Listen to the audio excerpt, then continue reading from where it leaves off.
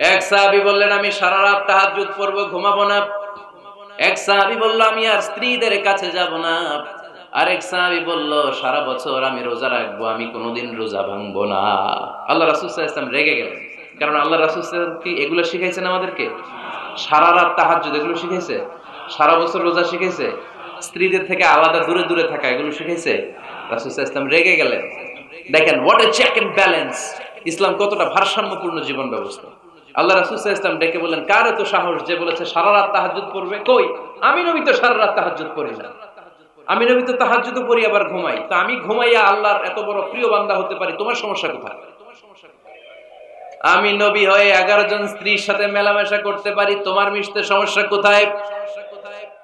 আমি নবী রোজা রাখি, আবার মাঝে মাঝে রোজা রাখি না, দিনের বেলা খাই, এভাবে মানতে তোমার সমস্যা কোথায়? ইন্নী লা আখশাকুম লিল্লাহি ওয়া আতকাকুম লাহু, আমি নবী সবার চাইতে বেশি আল্লাহরে চিনি, আমার নবীর চাইতে আল্লাহরে বেশি কেউ চিনে?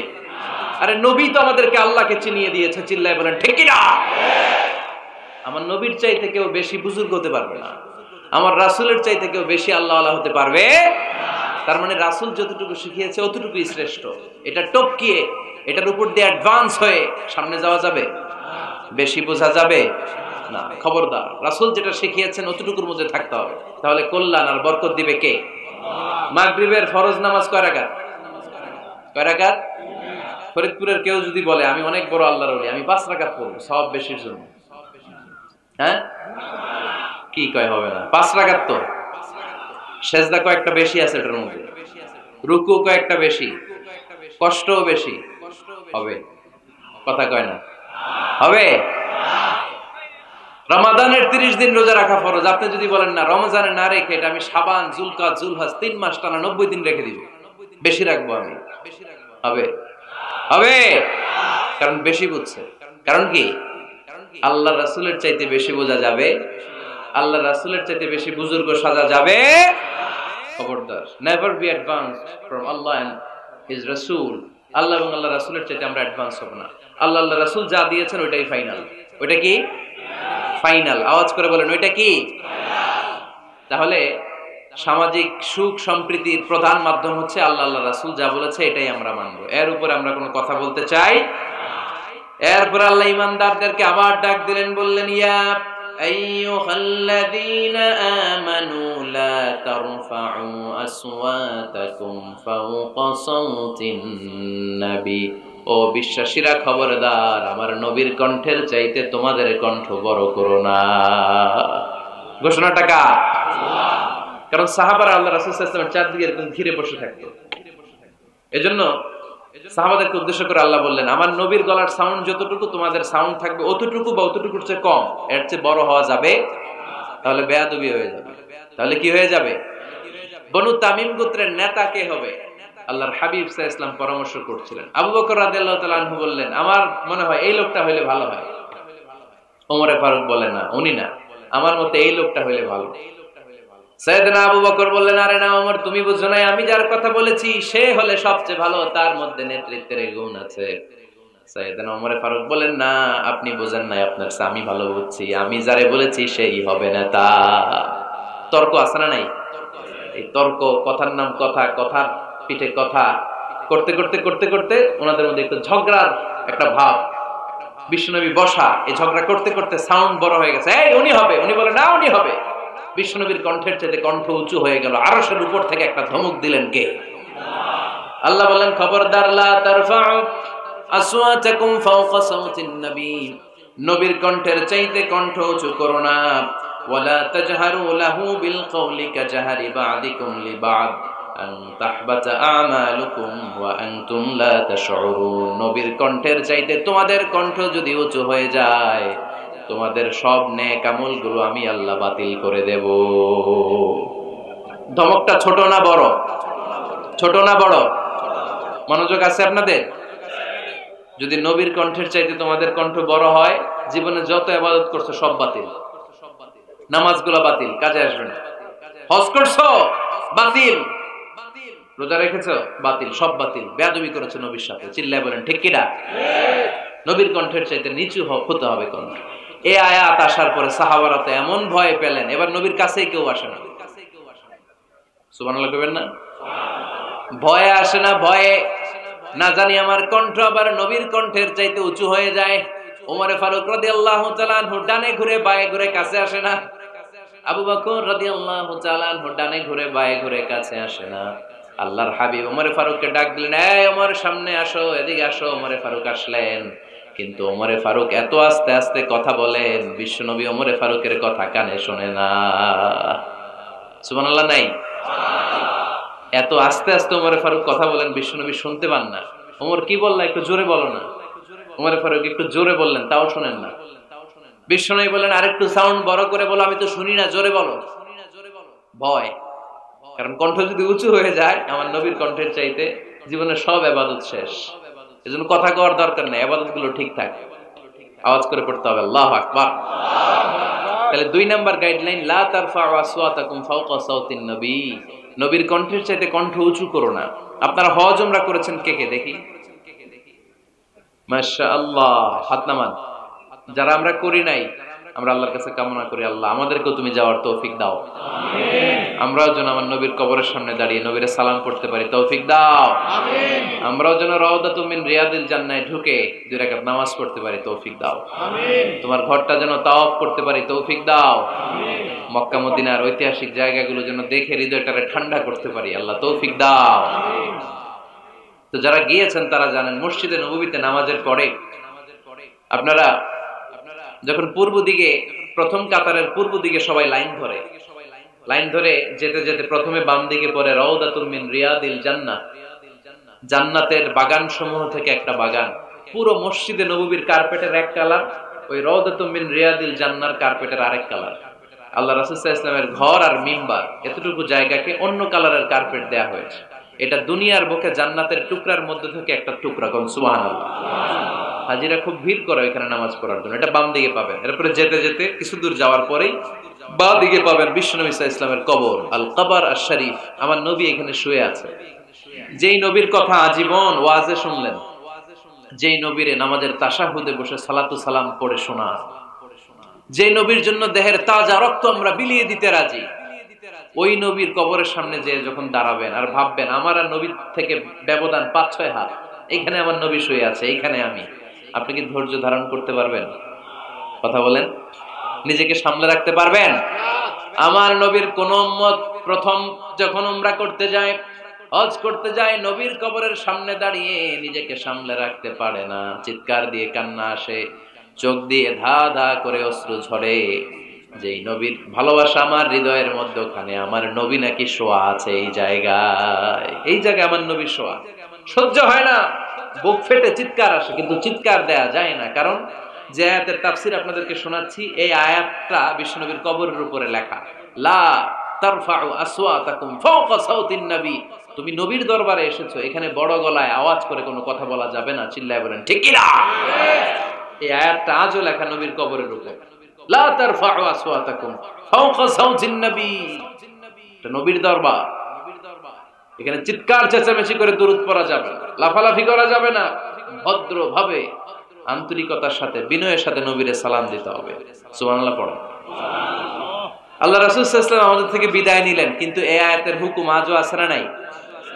অনুরূপ ভাবে যারা আমাদের উস্তাদ, মা বাবা, আধ্যাত্মিক নেতা, ধর্মীয় গুরু, ইসলামী আন্দোলনের নেতা, তাদের সামনেও উচ্চবাচ্য করে আওয়াজ করা যাবে, তাদের সাথে ভদ্র ভাষায় কথা বলার দরকার আছে না নাই? তাহলে 2টা গাইডলাইন আমরা পেলাম। প্রথম গাইডলাইন হচ্ছে আল্লাহ রাসূল যা বলেছে এটাই ফাইনাল। এটাই কি? কথা বুঝে নাই? আল্লাহ রাসূল যা দিয়েছে সেটা কি ফাইনাল। আর 2 নাম্বার হচ্ছে নবীর কণ্ঠের চাইতে কণ্ঠ উঁচু করা যাবে না। 3 নম্বরে আল্লাহ মুমিনদেরকে আবার ডাক দিলেন, বললেন ইয়া আইয়ুহাল্লাযীনা আমানু ইন জাআকুম ফাসিকুম বিনাবাইন ফাতাবায়ানু, কেউ যদি তোমাদের কাছে কোনো সংবাদ নিয়ে আসে, সংবাদটা বিশ্বাস করার আগে যাচাই করে নাও। আদেশটা কার?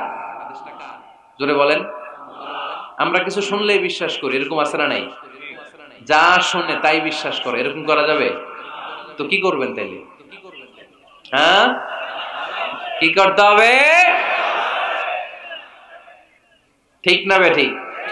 হ্যাঁ, ঘটনাটা ঠিক না বেঠিক, এটা আমাদেরকে যাচাই করতে হবে। You have to justify the news, you have to verify the report. Whatever you found in social media or Facebook, don't share. Think twice before you share, man. Share করার আগে দুইবার ভাববেন যে শেয়ার করব কি করব না। একটা কিছু পাইলেই শেয়ার মাইরা দেয়, শেয়ার দিচ্ছে শেয়ার, তার বন্ধু দেয় শেয়ার, পুরা ফেসবুকের মধ্যে মারামারি আছে না নাই? আসলে এরকম কিছু ঘটেই নাই, আছে না নাই? খবরদার, আমরা খুব খুব বেশি পছন্দ করি এই রুমর, গুজব ছড়ানোর জন্য বাংলাদেশের পৃথিবীতে 1 নাম্বার। আমাদের চেয়ে কেউ বেশি গুজব ছড়াতে পারে। কিছুদিন আগে এরকম হইলো না যে লবণের দাম বেড়ে গেছে? হ্যাঁ, লবণ ছিল না তখন? কয় বস্তা? এক একজন 2 বস্তা করে। আপনি কয় বস্তা নিছেন? নেন নাই? তো এই যে দেখেন গুজবের কারণে আসলে লবণ পর্যাপ্ত। আরে আমগো দেশে লবণ থাকবে না, লবণ থাকবে কই? তো লবণের দেশের মানুষ, ঠিক কি না? পর্যাপ্ত পরিমাণ লবণ আছে। আমাদের যে লবণ মজুদ আছে, আমাদের দেশের চাহিদা মিটিয়ে পাশে ইন্ডিয়াতে বা মিয়ানমারও কিছু সাপ্লাই করা সম্ভব, এত লবণ আছে। আলহামদুলিল্লাহ পড়ে। তো এই যে লোকজন বেশি দাম দিয়ে লবণ কেন কিনলো? গুজব। আমরা কি গুজব মানবো? গুজব, এটারে আজকে আমরা নো বলে দিব। নো, কি বলবেন? এত আস্তে গুজবকে আমরা কি বলবো? নো। গুজবে কান দিবেন না। প্রায় দেখবেন সোশ্যাল মিডিয়াতে অমুক নেতার গোপন ভিডিও ফাঁস। তো অমুক নেতার গোপন ভিডিও ফাঁস হয়েছে, আপনার কি সমস্যা? আপনার এত ভালো লাগে কেন? আপনার ভিডিও তো কয়দিন পরে ফাঁস হবে, তখন আপনি কি করবেন? এই সমস্ত আজে বাজে কাজে যাবেন না। অমুক নেতার কি ফাঁস হয়েছে, কি গোপন ভিডিও, কি স্ক্যান্ডাল, এগুলো নিয়ে কখনো মুমিনদের মাথা ব্যথা থাকতে পারে না। মুমিন চাইলে যে কোনো জিনিস শেয়ার দিতে পারে না। আপনি লা ইলাহা পড়েছেন, এই লা ইলাহা যেন তেন কোনো বাণী নয়। এই লা ইলাহার ঘোষণা দিয়ে যে মুমিন হয়, তার হাতগুলো আল্লাহর কাছে একেবারে সারেন্ডার, তার জিহ্বাটা সারেন্ডার, তার চোখগুলো সারেন্ডার, তার কানগুলো সারেন্ডার। সে চাইলেই মন যা চায় তা করতে পারে না, ঠিক কি না? আপনার কান দিয়ে যা শুনতে মন চায় শুনতে পারবেন?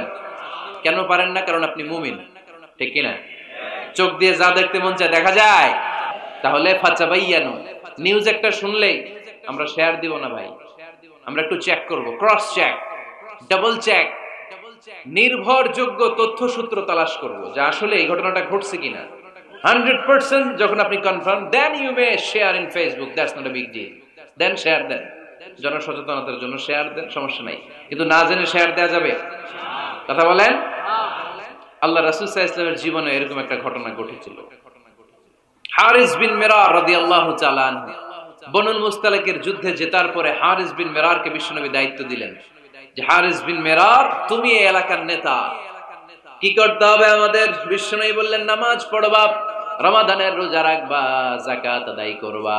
মিরার বলে তাহলে যাকাত নেন। বিশ্বনবী বললেন না, 1 বছর পূর্ণ হওয়ার পরে যাকাত দিতে হয়। যাকাত কয় বছর পর পর? যাকাত প্রতিদিন দেয়া লাগে। হালানিল হাউল, 1 বছর যখন হবে আমি আমার সাহাবী পাঠাবো মদিনা থেকে, তখন দিয়ে দিও। বিশ্বনবী চলে গেলেন। 1 বছর পরে এক সাহাবীকে রেডি করলেন, যাকাতের সম্পদ নিয়ে আসো বনুল মুস্তালিকের পক্ষ থেকে। ওই সাহাবীর নাম হচ্ছে ওয়ালিদ ইবনে উকবা। বিশ্বনবী ডেকে বললেন, ওয়ালিদ যাও, 1 বছর সময় অতিক্রান্ত হয়েছে, বনুল মুস্তালিকের লোকদের যত যাকাতের সম্পদ জমা হয়েছে নিয়ে আসো।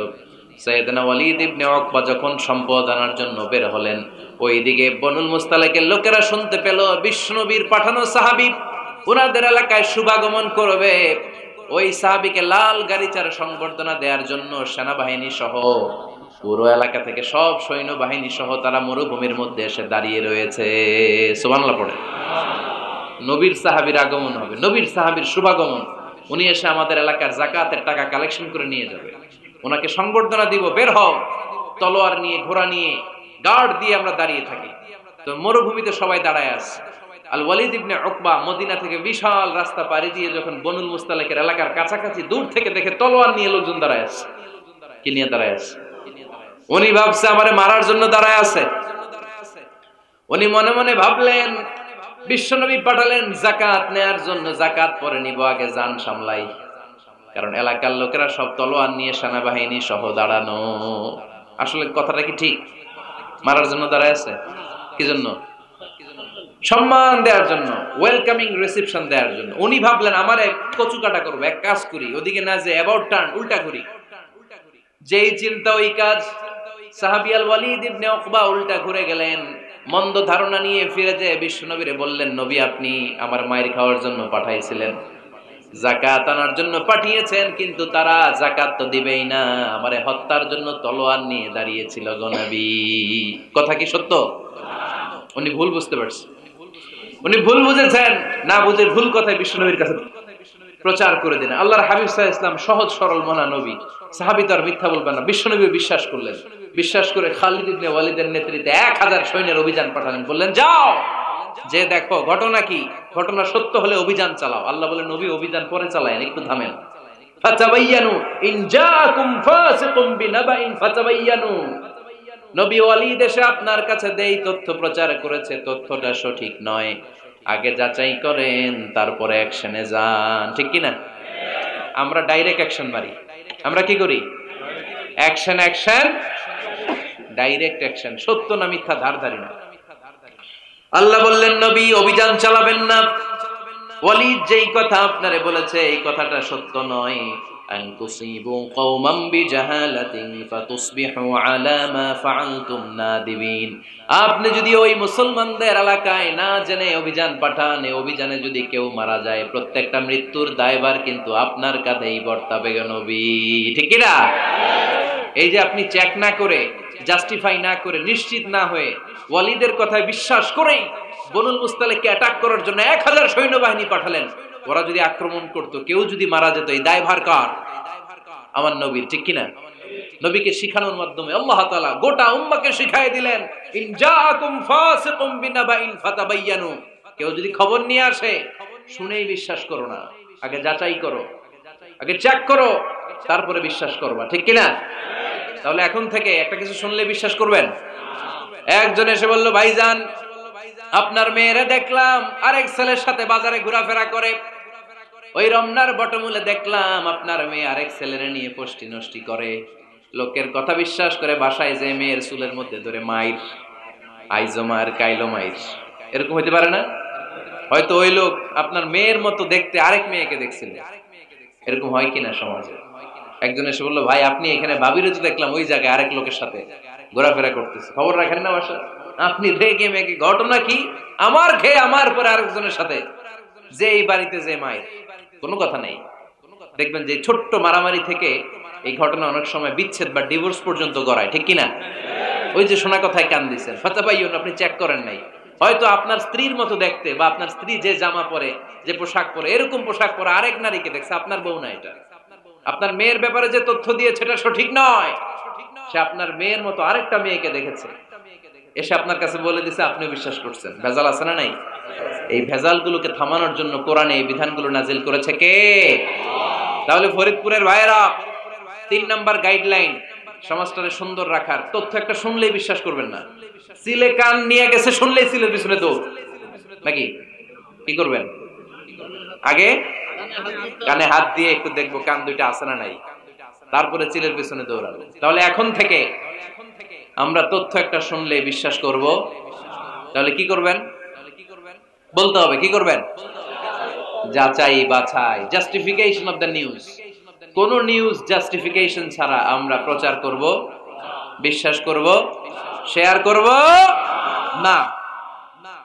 4 নম্বরে আল্লাহ বললেন, ইয়া আইয়ুহাল্লাযীনা আমানু লা ইয়াসখার কওমুম মিন কওম। ওহে আমার ঈমানদার বান্দারা, শোনো শোনো, খবরদার কখনো কোনো মুমিন বান্দারে ঠাট্টা করো না, অবজ্ঞা করো না, ঠাট্টা করো না।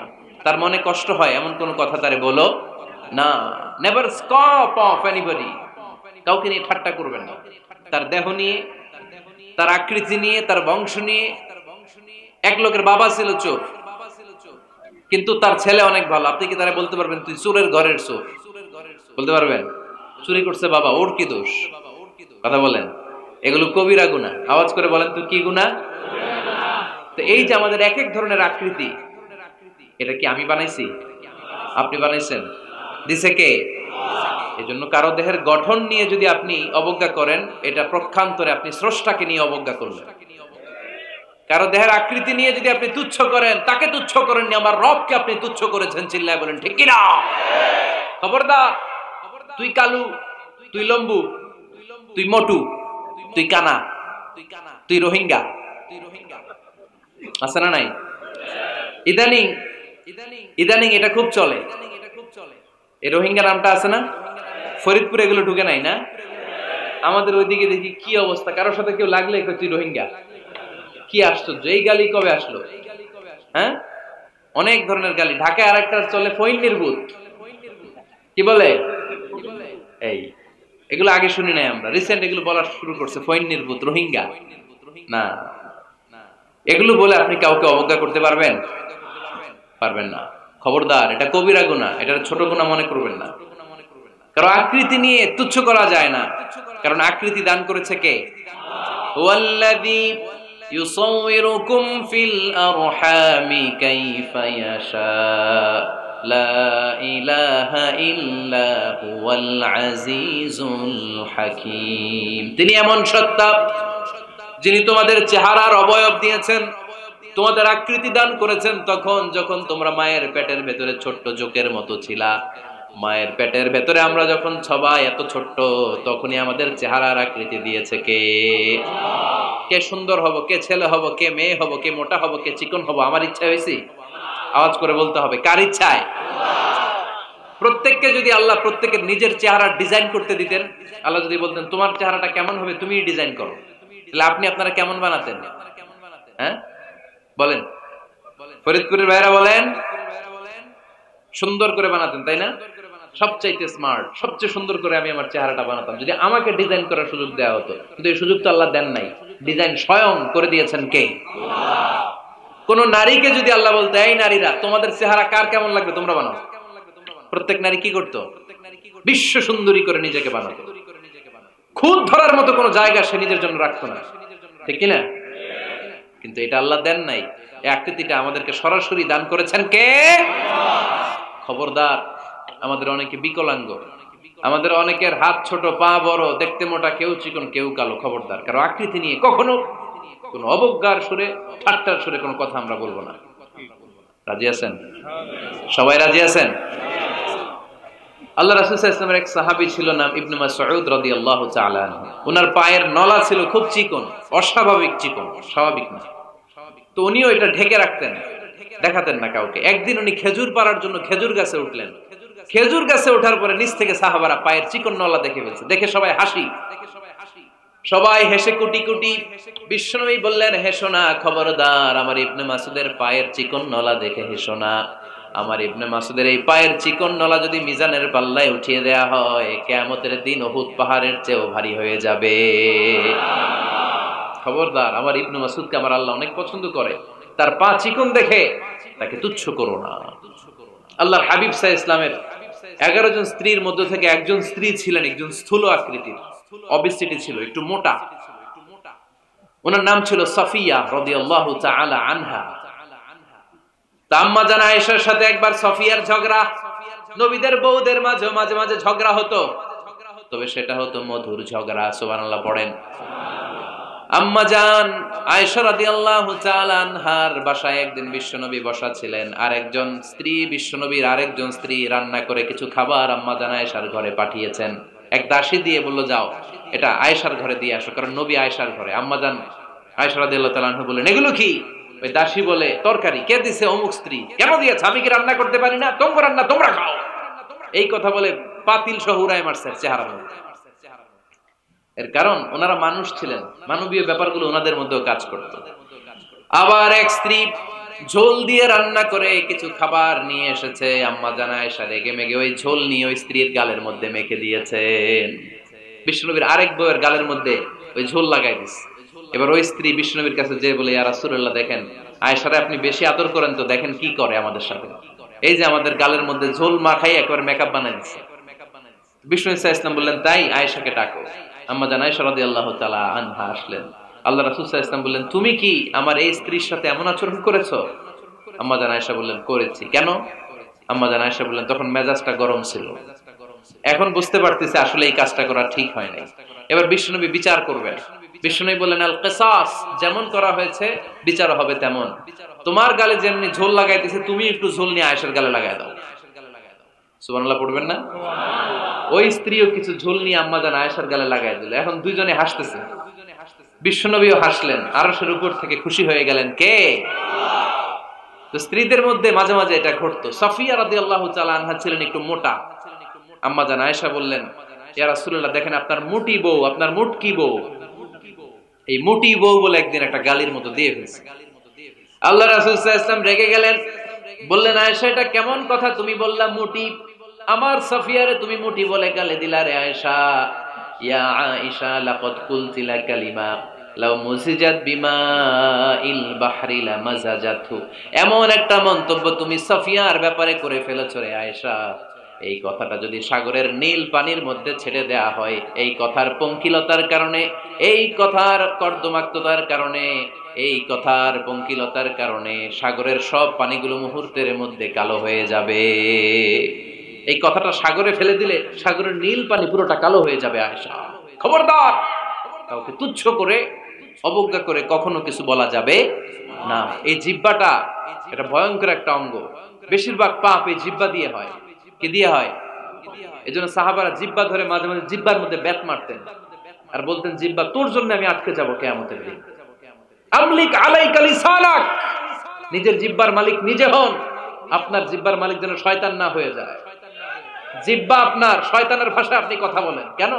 খবরদার, প্রতিটা কমেন্ট, প্রতিটা কথা, প্রতিটা মন্তব্য, এগুলোর ব্যাপারে কিয়ামতের দিন পাই টু পাই করে আপনার কাছে আল্লাহর সুপ্রিম কোর্টের কাঠগড়ায় দাঁড় করিয়ে আপনারা জিজ্ঞেস করবে কে?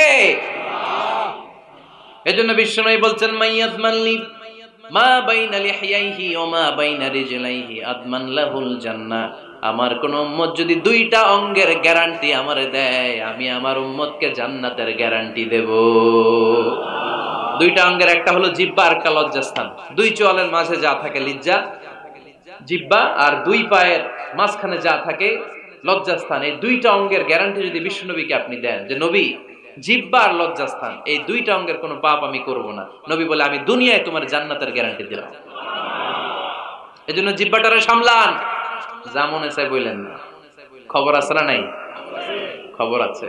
মা ইয়ালফিযু মিন কাওলিন ইল্লা লাদাইহি রাকীবুন আতীদ, যা মুখ দিয়ে বের হয় লিখে রাখার জন্য দুইজন ফেরেশতা রেডি করে রেখেছে কে? চিল্লায় বলেন। আমরা বেঁচে থাকবো ততদিন থাকবে আমাদের কাঁধে, আমরা মরে যাবো এই ফেরেশতারা উড়াল দিবে, ঠিক কি না?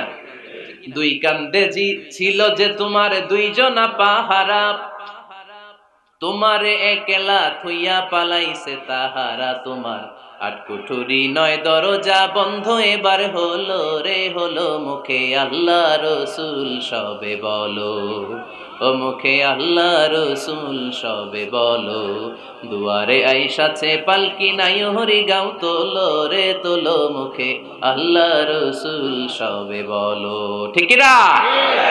এজন্য সাবধান। আমলিক আলাইকা লিসানাক, নিজের জিহ্বার মালিক নিজে হন। মন যা চায় মুমিন তখন ইচ্ছা মতো মন মতো কোনো মন্তব্য ছুটতে পারে না। বিশ্বাসী বলে যদি নিজেকে দাবি করে, নিজের জিহ্বার মালিক নিজে থাকার দরকার আছে না নাই? তাহলে 4 নম্বরে আল্লাহ বললেন, লা ইয়াসখার কওমুন মিন কওম, কেউ কাউরে ঠাট্টা করব না আমরা, অবজ্ঞার সুরে কোনোদিন কাউরে কোনো কথা বলবো না।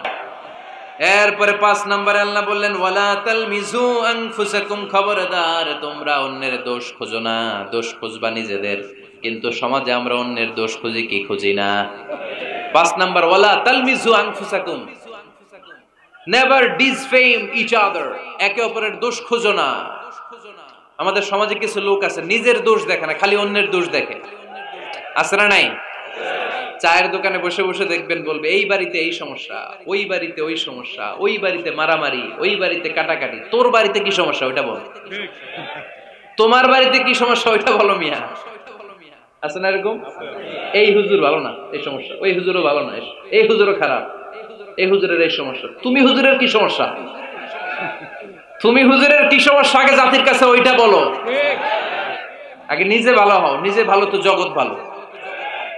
জন্য খবরদার অন্যের দোষ খুঁজবেন না, এটা খুব বাজে একটা স্বভাব, খালি অন্যের দোষ খোঁজে। যে নিজে নিজের দোষ খুঁজতে পারে যে নিজে নিজের সমালোচনা করতে পারে সে সবচেয়ে বুদ্ধিমান। কারণ অন্য কি করছে এই ব্যাপারে আপনারা ধরবে আল্লাহ? কথা বলেন না কেন? আল্লাহ আপনাকে ধরবে আপনার কি সমস্যা, আপনি কি করলেন, শুধু ওই ব্যাপারেই আপনি জিজ্ঞাসিত হবেন। এজন্য আল্লাহ বললেন তাদের উপর আমার লানত, তাদের উপর ধ্বংস যারা প্রকাশ্যে অপ্রকাশ্যে অন্যদের দোষ খুঁজে বেড়ায়, দোষ বলে বেড়ায়, এরকম আছে না নাই? আল্লাহ লানত দিয়ে বললেন ওয়াইলুল লিকুল্লি হুমাযাতিল লুমাযা, গোপনে দোষ খোঁজে প্রকাশ্যে দোষ বলে, তাদের উপর আল্লাহ লানাত। হুমাযাতিল লুমাযা, এই লুমাযা শব্দ থেকে আল্লাহ এনেছেন ওয়ালা তালমিযু আনফুসাকুম, একে অপরের দোষ খোঁজো না, নিজের দোষ খোঁজো, সেই সবচেয়ে বুদ্ধিমান। তাহলে আমরা আত্মসমালোচনা করব। কি করব? খেয়াল রাখবেন, সবচেয়ে খারাপ হচ্ছে সমালোচনা। সবচেয়ে খারাপ কি? তারপর কিছুটা ভালো যেটা, সেটা হচ্ছে আলোচনা। সেটা কি? আলোচনা। সবচেয়ে ভালো হচ্ছে আত্মসমালোচনা। সবচেয়ে ভালো কি?